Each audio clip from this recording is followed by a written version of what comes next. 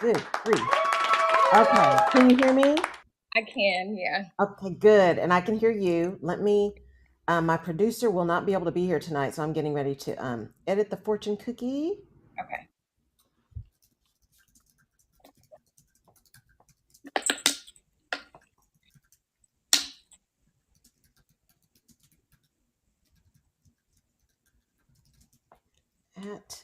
I'm trying to make sure I got your things right here.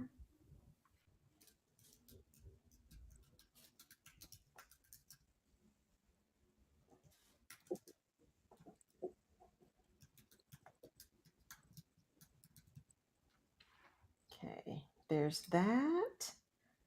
All right, and good evening, Woody. So I see Woody joins all the time. He's such um, a Oh, great follower, a great audience member. So glad to have him here. And then I'm sure we'll have a few more people pop in, but we'll get started right at 7. And that way people know. And let me broadcast. I invited everybody. Let me broadcast to the world here so that people know. That's the only thing that's sometimes difficult because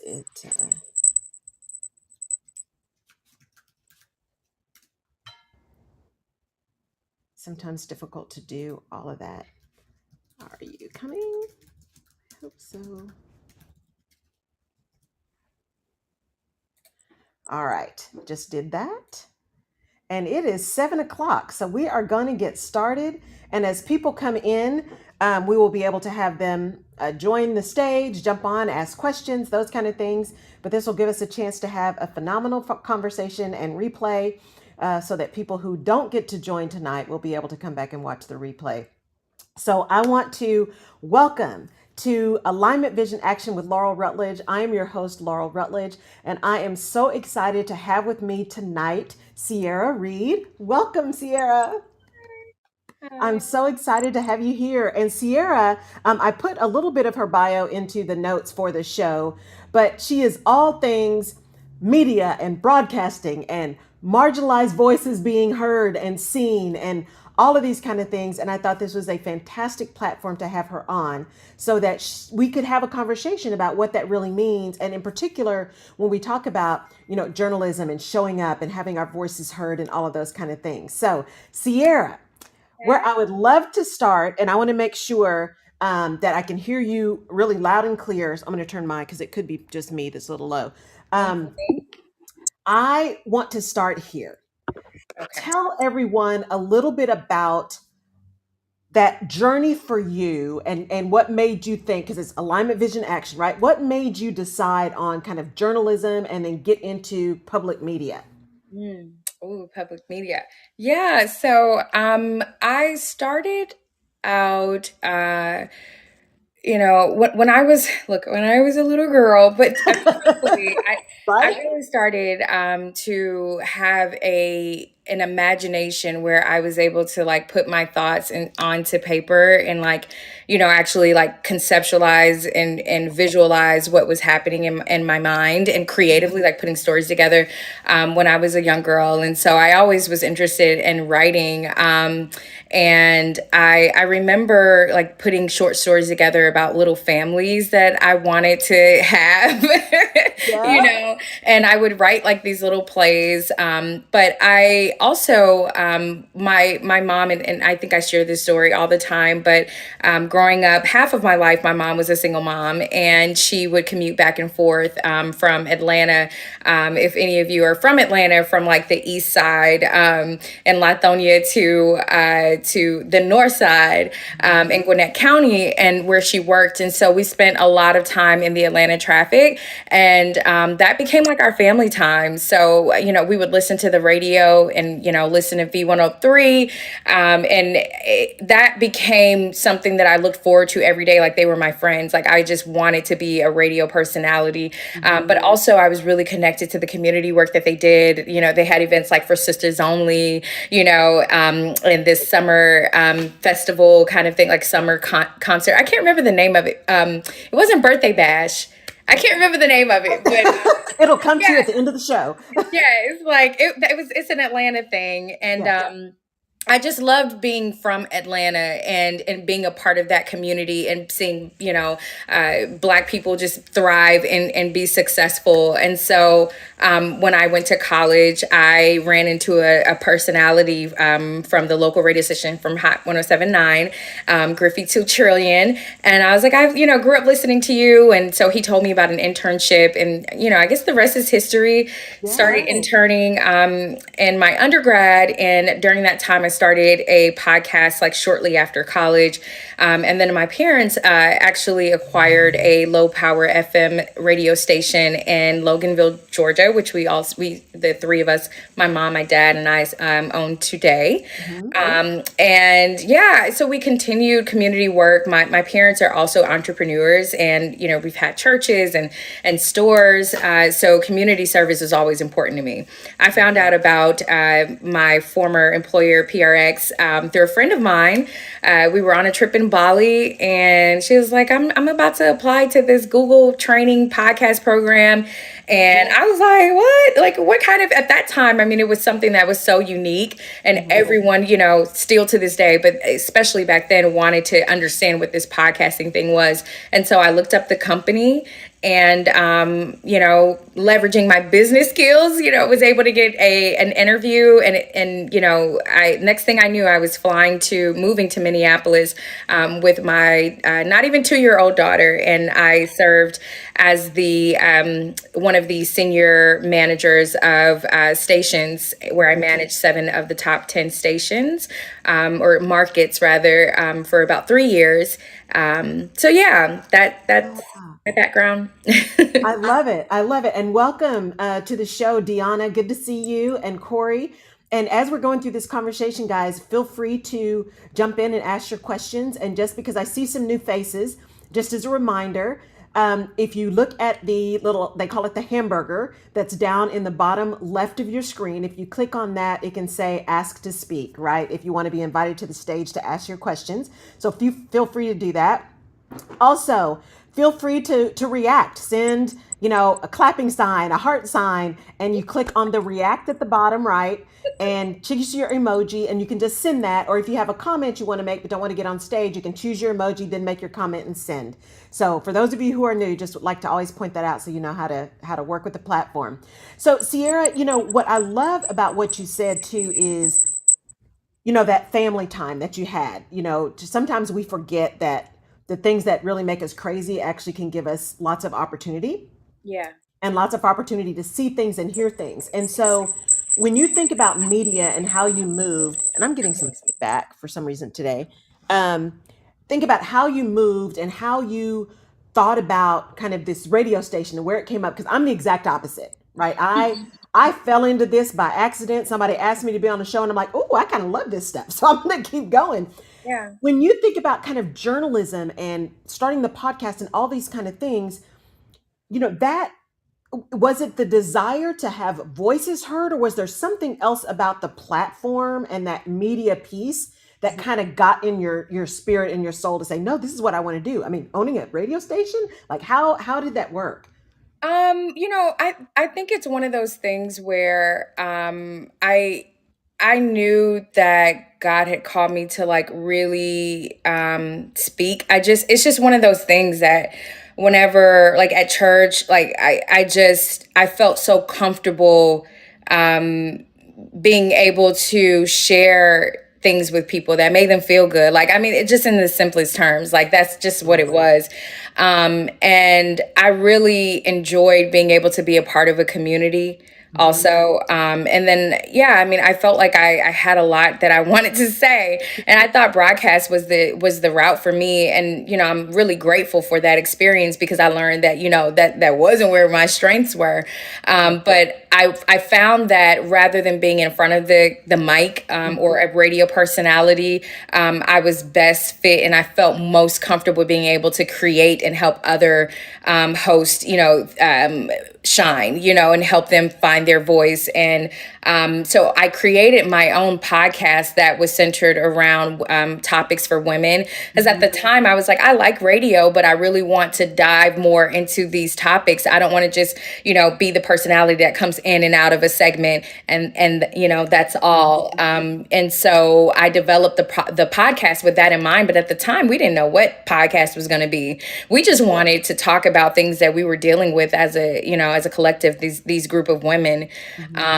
So I think, it was wanting to discuss issues that I had experienced as a woman and sharing that space with other women in my life. Yeah, I love that. And what I loved about your bio when it talked about it is really, making sure that people in underserved communities and marginalized communities have a voice.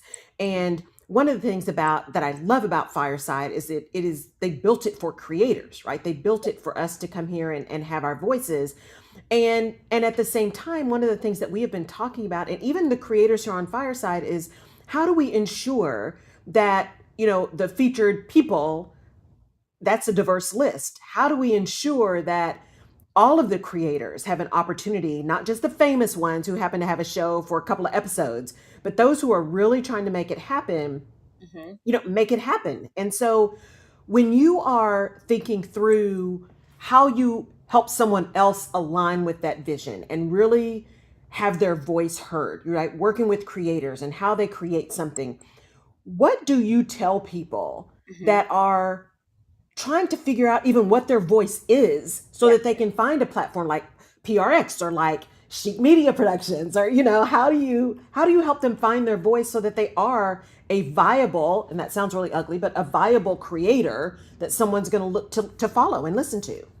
Yeah, so I think the first thing that I tell, like the shows that I work with, is to think about the listener and who you Mhm. want to impact. Because a lot of times we tend to create content that we think is really good, and we haven't done any research about who we're talking to, what their needs, their wants, motivations, their values are, what are their challenges, and when you can figure that out, it really helps content of what you're creating. Like it Mhm. makes it so much easier to know, like, what are you going to discuss with the guests? Why are you bringing them onto the show? It helps you to shape your marketing and what that should look like, because you're not doing it for to entertain yourself. You're doing Mhm. it for a purpose. And that's why people have gravitated so much listeners to podcasts, because you get that deep dive and that intimacy, rather than in the past programmers saying, hey, this is what we want you to listen to, and we want to influence you this way. You get to choose now. So I say, it's a combination of understanding who the listener is and then adding your skill set, your personality, your uniqueness to that, and you create a show. So it's the two. So I'm not saying like your show shouldn't be centered around you, but you should really think about who you want to target, and getting to know them, creating a safe space for them. What does that sound like? What does that feel like? What do they spend most of their time doing? And you have to meet people where they are, and then you bring them to you. So yeah, and then in terms of like your own authentic voice, I always say, like, just go back to where you started. Like, just Mhm. take the weekend and just jot down, like, observe yourself. Like, what do you do in your free time? What do you like about what you do? How does it make you feel? I think a lot about my childhood, and the types of things that just made me feel good, like Lauren Hill.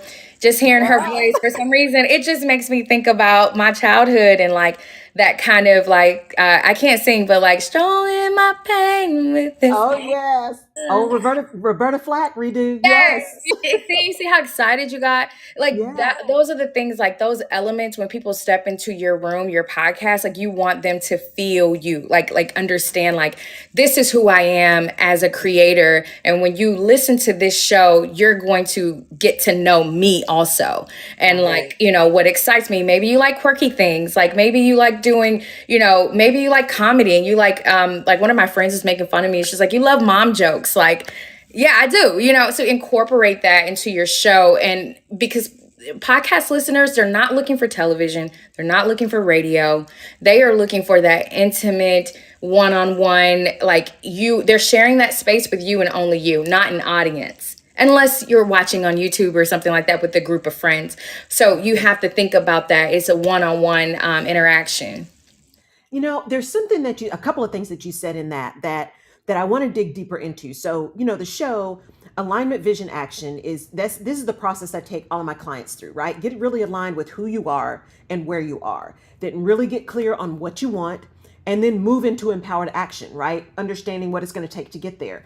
And one of the things you said was, which I hear all the time, and it's true, right? Is understand who you're creating for, right? Your target audience, all that kind of stuff. Still bring yourself, but understand your target audience. But here's my question to you as someone who has amazing expertise in this area is I look at someone and I'm going to butcher his name, but you guys are going to know who I'm talking about. He is the top watched guy on TikTok. He's the one that does all the, like somebody will do something and he comes and redoes it and is like, right? Like that's how they did that, right? He's like the top TikToker. And one of the things that I think about him when I think about what you just said, which is, what about where is that balance of, what? I'm just going to come on and I'm going to talk about this stuff. And then ultimately people start following you. They start listening. It starts resonating with them. So I didn't necessarily think about anybody else. I just needed to get this off my chest, right? How does someone connect, as you said, the stuff that really resonates with them, their opinion, their perspective? Here's the thing that fires me up, and I'm going to talk about this all the time, like me voting, right? Every show on my radio show, we start with voting. How do you balance that with, what? I need to be creating stuff that people want to listen to. Right. Does that make sense? Yeah, I think it depends on what type of podcast you have because there are different formats. Like, if you're storytelling, you shouldn't be doing random rants. If you're if it's a chat cast and you want to give people engagement, so it depends on the format that you choose to deliver your message. That matters, and what type of experience you want the listener to have, and that's based on the type of content that you're sharing. What topics are you discussing? What are the categories? Who are the ideal people that you want to bring into the show? So you want to make sure that it just makes sense, like all of it together. It should be just like a fluid conversation. I think that's just like how I like to approach things, is that it feels really organic and authentic, but some people don't. Some people do real, like out of the box, real quirky and weird. Well, you know what I'm saying? And I love that too, but that's just not what I specialize in. And I think that's one of the things, like being authentic to you. I'm very like intimate, and like I love to just have one-on-one conversations versus, I'm not like a big group person. Like, I mean, I am, but I think I have like the most impact. And I love to like connect with people, and I do that best one-on-one. And so when you listen to a podcast that is mine, you're going to feel that, versus someone who's the opposite. But yeah, I mean, I think that one thing I really was hoping to share tonight, and to challenge us as creators, is to think outside of Chatcast and to think about sharing our stories in a different way and like be the creators that we are as Black creators. Like the Chatcast is one way of sharing content, but there are so many other ways that we can explore.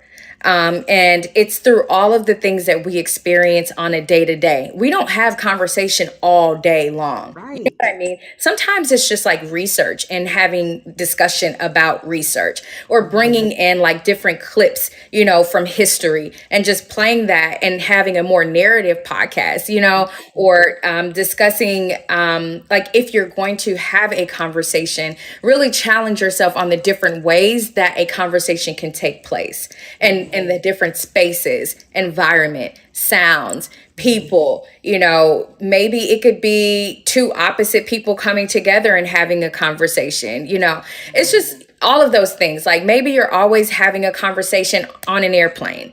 Like really bring people into, like, create this world for them and paint that picture as best as you can using the sound design, using the description, using, the people that you bring in as guests and as hosts, even your marketing, like really bring them into your world. I love that. And welcome. I see some other new people, Daryl and Sasha, maybe members of the Black Podcasters Association, which is awesome because I know that's where Corey is.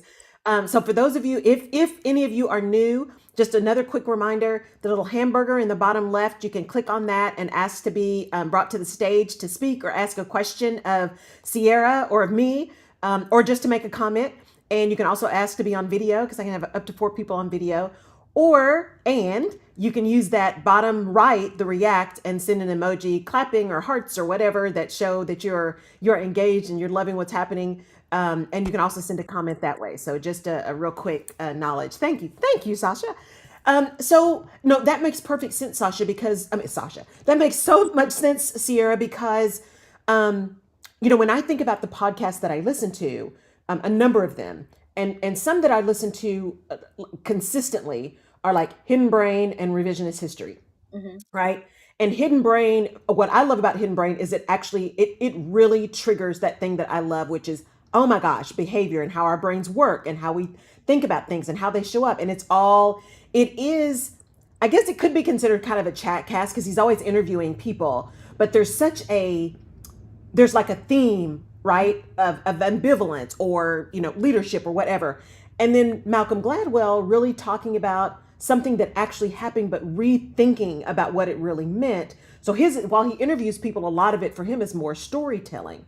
And so when you talk about us showing up for our voices and really thinking about different ways we can do that and different places we can be, are you also talking about different formats like platforms, or are you saying if we're going to be in this podcast space and take up space, which we should be doing, let's think bigger than just the group that's sitting in front of the mics or just what we've seen before? Right, right. Yeah, and that's why I say like really leverage those things that inspire you, like movies that you would watch growing up, like that really stood out to you. One of my favorite movies is Love Jones.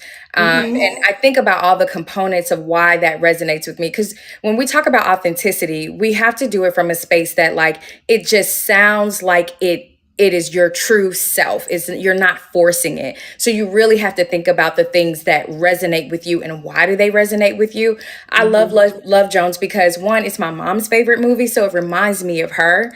And I also love Jones because of like the images and that as soon as you hear that doo doo doo, Yeah. you And just thank you, Corey. I know. did hear you. Go ahead, Yes. Sierra. Yeah. Like you just know, okay, Love Jones is on. And it's this you get to see this story develop of these two people that are obviously coming out of trauma and they meet each other, and while they were, reserved and, not wanting to fall in love and all these external things that happen, yet and still they were able to make a connection. And so like when you think about developing a story, like even if you're storytelling, it's the journey that you take people on and like what they're experiencing along that journey in your podcast. And so obviously for me, it's music. Like I grew up listening to music like that. Really, the sound design stands out to me. But it's also like, it's your tone, it's your pitch, it's your pace. All of those things create your uniqueness. The only way you can have a show that really stands out is if you are authentic to yourself. You are the only thing that is consistently different from everyone else. We all have different fingerprints. Like you have to do something that is authentic to you. And I think that really resonates with people when you know who you are, you've gone through that journey, and you're sharing that with people. I love that. I love that because as you're talking, I'm thinking, okay, so I've got a radio show that I love doing, right? And I do have guests on there, but it's different, right? There's a different, it's everything I do is authentically me because I don't have the brain power to be something different, right? So it's all Yeah, me. it's hard But though. the Social audience, media makes it hard because yes, you're constantly inspired by other people's images and perspectives. yes. And like, then it kind of gets distorted with like, what is your reality? Like, how do you see things? Like, what do you care about? Because we're all trying to, have successful businesses that stand out. And so we all want to trend, and we tend to fall into this flow of like what everyone else is doing. And you keep seeing the same thing, like the same messaging. So like I said, like really going back to who you authentically are, those things that get you excited. Like, look around your house. Like, is it little board games everywhere? Like, can you make a show where you're talking about a said topic, but it feels like checkers? Oh no, Right? but explore it. You know what I'm saying? Like, if you like Yes. if you like checkers, you know. So, I um, know exactly. I know exactly what you mean because I tell people all the time I own the fact that I have a messy mind. I own the fact that I love words and I yeah, will every once in a while throw around a $21 word just cuz I like it. yep, yes, It's yes, just it's just who I am. That's the way I've been. I'm going to throw around things. I'm going to learn things. I'm going to be excited about that and I'm excited about learning. yeah, And so I'm excited about teaching and yes, sharing, yeah, right? And I want other people to be excited about that too. And I am adamant about the truth and facts all the time, right, all the time. And so I look at that and I think, well, there's the radio show that's a little bit different, right? And then there's the pre-recorded podcast that is specifically 15 minutes, short and sweet. Every once in a while it's a little longer if I have an interview, but it is intended to be something that before COVID, somebody could turn on, listen to, and by the time they got to their place on a commute, they're done, right? I heard somebody say, it's just, Laurel, I love listening to you because I feel like I've gotten fed, right, for the day, yeah, that I can go tackle the demons. And then I have this, which gives me an opportunity to engage with more people. But it's all, if I look at everything, every Rutledge perspective thing, every alignment, vision, action, it all lines up with alignment, vision, and action. Every single one, right? Being true to yourself, being aligned with who you are, really getting clear on what you want, and then moving into action, right? Not sitting still and owning all of that. And yeah. so if you look at what you're talking about, your story, showing up authentic, being who you are, that unique piece of who you are. Some of the folks listening may or may not even be thinking about getting a podcast, right? They're just on here because they're listeners and it's something that they love and they love to learn. How would you say taking that ability to be a really good storyteller, to show up authentically you, how do you take that beyond show creation, right? And use that as like you did when you were at PRX and at the radio stations. How do you take that and use that as your superpower in those spaces? Wait, I'm sorry, I'm confused. When you say, how do I take that experience and Yeah. So how do creating? you take that storytelling, that thing about knowing who you are and your Yeah. story and use it in those different environments? I've always been the type of person that like just lives in my truth. I mean, I think. But I also went through a period of time where like, I mean, I carried a lot of shame. Mm-hmm. And I think that I've used all of those things to like show up how I am now. I feel like I'm incredibly compassionate and empathetic. And that's how on the business side, like outside of creative, I think that's it has served me well in being able to build relationships Yes. and taking myself outside of the norm and the standard. Like, I just got to a point where I was like, no, I'm going to advocate for how I show up and how I do business because it's gotten me to where I am. Unless it didn't get me to where I wanted to be, or unless I hurt people along the way that I really care about, or just in general, like, I'm going to stand in my truth, how I show up with my braids, with my lip line. You know what I'm saying? Like, this, because now we're normalizing, like, just authentically being who we are. And I can't uphold like any other idea of myself. It's too exhausting. It takes away your creativity. But like in business, like I started to bring that personalization or whatever, like making people comfortable and being empathetic into business relationships. Because what I realize is like people only do big business and big deals with people that they trust. Like when Yes. you talk about big transactions, like you have to build relationship. Like last year, I was working on opening a hair salon here in Dallas, Mhm. and thank God I didn't go through with it. Like, thank God, because I'm here.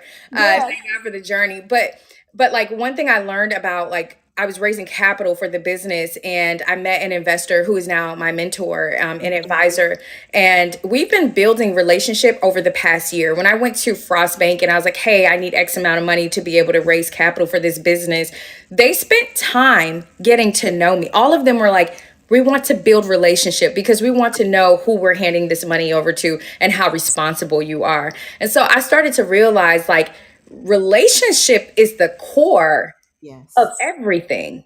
It is Yes. the core of business, creativity, being able to connect community and making people feel seen, being seen, standing in your space. So, like, I started to just, when I say live my authentic truth, like, I could not halfway do that and put it to the side when I got to, like, my, the corporate door. Like, Yes. and it served me well. Hmm. But I was thinking before that, I would hold myself back because I'd be like, oh, business is business. It can't be personal. you know, like, you keep business business. And Hmm.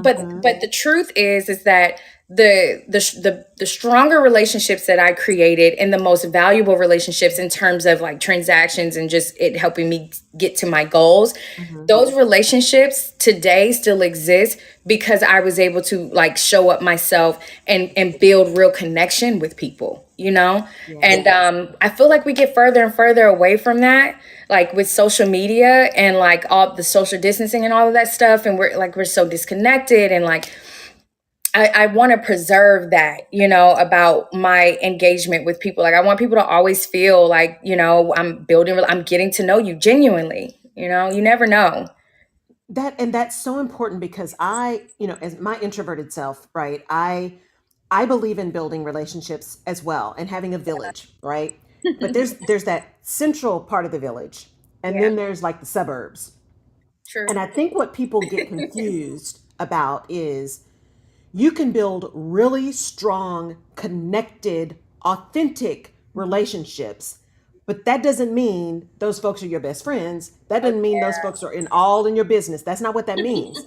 But it does mean that you know enough about each other right, that there is a, what do they call it, a symbiotic relationship, right? It is mutually beneficial it is. because you know enough about how the person operates, how the person shows up. Are they going to be representative? Are they a person of their word? Right. For it to work. And so for those of you who are listening and talking about, what are we going to do next, and how do I build, and where do I want my podcast to go, or where do I want my career to go, Mhm. those relationships, especially for women and especially for people of color who've always been told, don't put your business in the street, right? Don't do, you got to know that those relationships are not about you. That's about somebody else's comfort. Right. It's Right. about somebody else's comfort. Yeah. So how do when you talk about that, because there's there's that ability to get to know, and like LinkedIn has become a quagmire. I've gotten more people, just pay me this and I'll build all these authentic relationships for me. I'm like, you don't even know me. How are you going to Right. do that for me? So when you think about having to make that transition to think about relationships differently, Mhm. what was the key for you in being able to do that? Um, I think like life got real. And I Ah, just, like I couldn't I think for okay, so just full transparency, like when I started working at PRX, at that time I was really just taking a crazy risk. Like, I had never really lived outside of Atlanta like for a long period of time, and I had a 2-year-old. mm-hmm. And going from Atlanta to Minneapolis was a culture shock. And it was really hard. Like, life was really hard for me. But I was excited because I knew that no matter what happened, I was going to come out that situation better than where I was. It's like Yes. this. I knew that it was worth the risk. But then I got to a point where, like, it was so challenging that I could not show up any other way other Mhm. than like getting on the phone with I hope she doesn't mind if she ever sees this me saying this, but Jacqueline Sincata, who's the program director of WNYC. I remember like getting on the phone with her and like just really caring about this because I had put it all on the line. Yeah. I was like, if I can't fail, I can't go back to Atlanta after I didn't move my daughter my whole life up here to Minneapolis. Like, so I showed up with that type of drive and determination, and people really respected, like, wow, she really cares about her work. And it made everyone around me appreciate the work that we were doing together. It just made the experience a lot better because I'd be like, I got to go get my daughter, or it's Valentine's Day. I'm headed out. I'm about to go, go have dinner with I didn't hide my truth. Now, at times, I think there is a balance in like transparency and like personal life and drawing those lines. I learned how to tell my own story, like what I wanted people to know versus what I wanted to keep private to myself. And I remember right before I left PRX, one of my coworkers said to me, like, you are an incredible storyteller. Like, you know how to tell your truth. And, being a mom and co-parenting and, oftentimes a single mom, like, it's hard. And Yeah. I can't act like that's not my real life, Hmm. but I was able to share that, and that was my strength, truly, like me being a mom and like learning how to like do it with me and my daughter, and pursuing my career. That became the thing that was my story. I was that girl, Yeah. and I wrote that thing out. Okay. I was like, I'm the Right. black girl, you know what I'm saying, from Atlanta, Georgia, and I have this beautiful brown daughter, and we out here and we living, and I'm taking risks, and this is gonna be like how I show up because it's just my truth. And that compassion that everyone had, I think, for me as a mother, but also for me as a young woman. In my career, I was the youngest person on my team, the only woman on my team, and I was holding down the biggest accounts. Like, people had a lot of respect for me. I learned how to leverage those things that were my challenges as the Hmm. things that I built my career on. And then with that, that drive, then I was able to like champion everything that I was doing. I took accountability for my challenges. I didn't make them everyone else's fault. I was Hmm. able to control my controllables and leave everything else to the side. And I didn't sign up for anything that I didn't truly believe in. That helps you be authentic too. People know when you're here for like the check Yeah. versus you're here because you feel aligned with like the conversation. Hmm. You can just tell. Like, if I was here just so I could be seen and maybe like, get some followers, then it would sound like a lot of self-promoting, So it's like, at this point we have options. At this point, as black people, like, there are so many different ways that we can put ourselves out there. Choose to make it authentic, choose to make every partnership, every deal authentic. Like, that is what helps you win, so I guess that could be a formula, if you will, of just like choose things that make sense to you, and that really resonate with who you are. I love that because it ties into not every opportunity is a good opportunity. Not all money's good money, right? And hold yourself accountable for your own stuff. Look, we all got stuff. We've all got stuff. Yeah. Hold yourself accountable for your own stuff. I know I don't have a poker face. I'm not getting one. Yeah. But that means I have to be accountable and know that I can't control my face, but I Mhm. can control the words that come out of my mouth, the way in which I say them, what I say, when I say. I can control that, Right. even if I can't control my face, right? Right. So instead of saying, I can't believe you just said that, Right. I can say, so now help me understand because maybe I missed something, Yeah. right? So that whole idea of the drive and making sure it's authentic, making sure it lines up with who you are, not only in your career and if you're building a business, but I think what I love about that is how connected that is to building a show, Yeah. right? Building a podcast, building a radio show, building a whatever. If you're building a course, if Yes. you're building whatever. Make it authentic. Make like, and I keep saying this word authentic, but I'm living a different life than I lived a couple years ago. And it's not Yes. because like, oh, I'm making more money, or like because of my physical environment, but it's because of like my internal environment. And Mhm. like, I stopped trying to live a life that I thought everybody else wanted me to live. And I had recognized that I had nothing else to offer an organization. Like, I had Mhm. nothing else to offer them. It's like, at this point, I'm ready to get about the business of like what God sent me here to do, and what just feels good. And now, like, the deals that I do, like, I am so happy that I finally get to do the things that I love. You know what I'm saying? And I get to choose who I want to work with. And I'm grateful for the experiences I had. But at this point in my career, I'm like, you know what? Like, I chose me. And Yes. that confidence and the way I show up now is so different. And I don't mind like really going hard because I'm going hard for myself.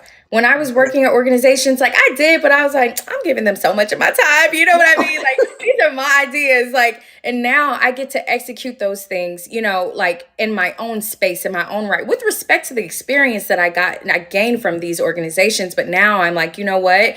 I'm better being able to fully be free and be Sierra, work on the projects that I want to work on and envision this the way that I envision it, and taking a risk on myself. That confidence is everything. And I didn't have that when I worked at organizations because people were constantly critiquing me and giving me their feedback. And that's a part of growth.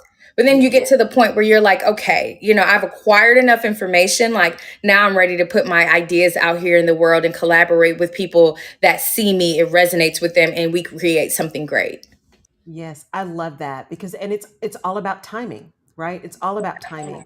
And Yeah. those experiences give us an opportunity to learn and grow and build and develop. And I tell people all the time and they're like, I'm just not getting paid what I'm worth. I'm just not getting paid what I'm worth. I'm like, well, number one, no one can pay you what you're worth because you're priceless because you're here. No one can pay you what you're worth.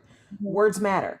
What you're asking for is to be paid for the value that you bring through your expertise and your experience, and that you can put a number on, right? You can't put a number on your worth because you're priceless because you're here, and no one can pay you that check.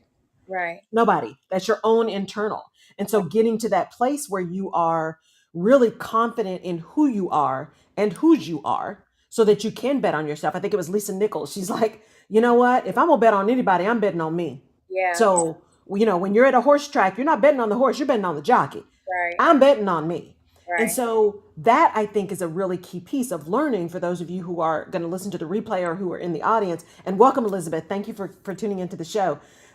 It's really important to listen to what Sierra said about she took those experiences, she took the feedback and all that kind of stuff, but she found a point where, okay, I've had enough. Now it's my turn. It's my Yeah. turn to just test it and see. And Mhm. I have enough experience that I can bet on me. And Right. I have enough experience that if I see something going sideways, I know what to do about that. Right, right, exactly. And relationships is key. Relationships, like I mean, I've been able to build a community like already, producing on my own, like being an entrepreneur, just simply because of the relationships that I have and my hard work, and being known for like what I bring to the table, how I show up, and how that makes other people show up as well. Mm-hmm. But yeah, I mean, I 100% agree with you. Like I mean, life is all about the journey. I've taken leaps of faith and had to hop right back to where I was.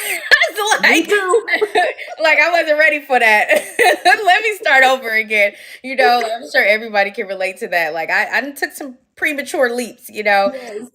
but also, I mean, there have been times where I just held myself back for too long, and I don't want to live in regret. It's like, man, Yes. no matter what, it's going to turn out right. It's going to turn out the way that it's supposed to. And you just take one day at a time, like put one foot in front of the other.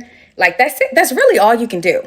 Like That's that's the it. truth. That's the facts. Like, That's all you can do. Baby steps, uh, right? Baby steps. Just do, I think it's, imperfect action is better than perfect inaction. Just do something, right, right? Make a plan. Don't be crazy unless you are in danger. Don't just leap just to leap. Don't just hurt yourself because you're mad at them, right? Don't do that stuff. Unless you are really in danger, you in a truly toxic, hostile environment, you need to get out and then figure it out. Absolutely. yeah, But yeah, unless it's that, what else can you glean from that information, good and bad? hmm, What can you learn? And then how can you use that to catapult you to the next thing? hmm, Because it's all learning. All feedback is feedback. All experiences are learning, good and bad, yeah. good and bad. I think too, like one thing that I think as creators and like podcast creators today, I think we may be I want to encourage everyone to not get too much in your head about what you're creating or like how to do this, because there is no formula. There is no right way. Like none of us have always done things the same way. We wouldn't be innovative. We wouldn't be the world that we are today. I mean, well, I don't want to talk about the world we are today, but Right. Well, but you know what I mean. But like I think that podcasting is still so much in its infancy that we have the ability to really like create and Mhm. design and get inspired, like travel, go to these conferences and connect with other people in other places. Like that is how we can continue to keep this thing going, and it doesn't become like a copy and paste programmatic thing, the thing that we didn't want it to be in the first place. So I mean, being a creator can be exhausting. It can be draining because you're constantly giving your ideas and iterating, but like, continue to expose yourself to things and conversations and ideas that you have not, experienced yet. Like Mhm. explore as much as you can. And as much as you do that, also think about like those things that have always inspired you, look around you, talk to your mom, talk to your dad, really get inspired about like who you are. And I guarantee you, people hear that when they listen to a podcast. It doesn't matter what kind of podcast it is. You can feel that. Like you can really feel when they're passionate about what they're talking about and when they're really, really present. And Yes. that to me, like that's how you become successful. I love that. I love just showing up, being the quirky, silly you. Just be you, right? And just create, because I think we do fall into this trap sometimes. I know it happens to me too, of, oh man, I got into the game late, or there's so many millions of podcasts, no one's going to listen to mine. And how do I see all these platforms with the really big, the Malcolm Gladwells, right? All the NPR people who have their own podcasts, and everybody, all God's children got a podcast, right? And I think sometimes we forget that there are billions of people in this world, billions. Mhm. And yes, there may be millions of podcasts, but there's someone who's looking for you. Mhm.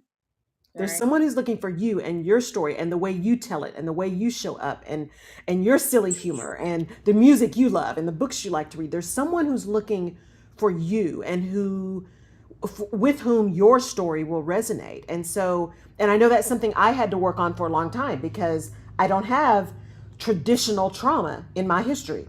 Mhm. I just don't. And when I say traditional, I mean traditional, the things that we always hear about, right? The heavy alcoholism or abuse or all that. I don't have that in my history. And so it took a while for me to realize, no, but my story is important too, because I do have trauma. It just happens to be corporate trauma. And I was Mhm. very successful, but that came at a price.